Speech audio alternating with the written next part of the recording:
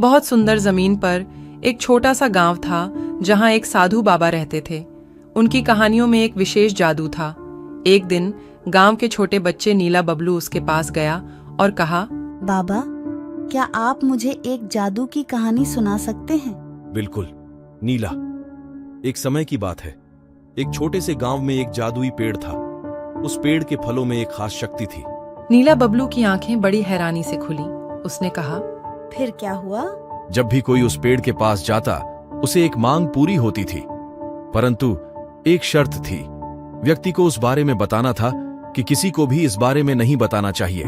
बाबा बड़े अद्भुती अंदाज में कहते हैं, एक दिन एक युवक नामक राज उस पेड़ के पास गया। उसने भी एक मांग की और उसकी मांग पूरी हुई, लेकिन उसने अपने दोस्त से सब कुछ बता दिया।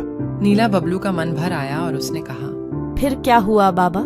इसके बाद गांव में सबको पता चल गया और वे सब भी पेड़ से मांगने लगे। लेकिन जल्दी ही गांव का वातावरण बदल गया। लोग एक दूसरे को धोखा देने लगे और दोस्ती की जगह दुश्मनी लेने लगी। नीला बबलू की आंखों में उत्साह था। वह जानना चाहता था कि राज के साथ क्या हुआ। बाबा ने अगले विवरण के लिए वक्त लिया और कहा, फिर जब सब गुमराह हो गए, एक बुढ़िया ने सबको बुलाया और कहा कि हमें एक दूसरे के साथ मिलकर रहना चाहिए और सहायता करनी चाहिए। उसने सबको याद दिलाया कि एक अच्छे दोस्त का सबसे बड़ा आशीर्वाद होता है। नीला बबलू की आंखों में समझदारी की किरण चमक उठी। उसने कहा, बाबा, यह कहानी बहुत ही शिक्षाप्रद है।